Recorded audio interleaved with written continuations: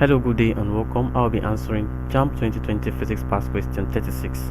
Which of the following statement is correct? A silvered wall of a vacuum flask is used to prevent A. Heat loss due to conduction, B. Vacuum loss, C. Heat entry into the flask due to convection, D. Heat loss due to radiation, and E. Heat loss due to convection. Now, a vacuum flask is also known as a thermoflask.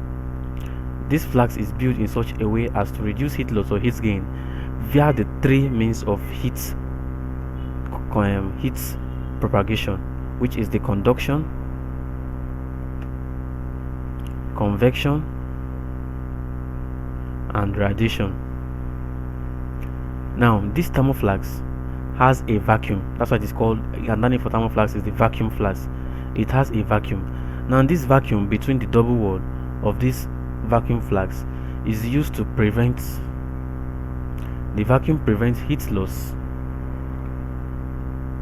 or gain by conduction and convection.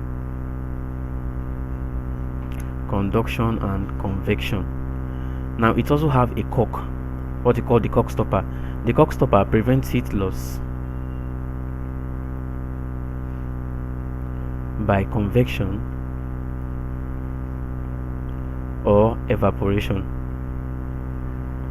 Then it has a shining polished silver wall.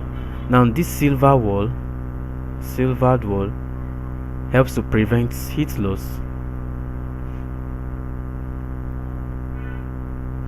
by radiation.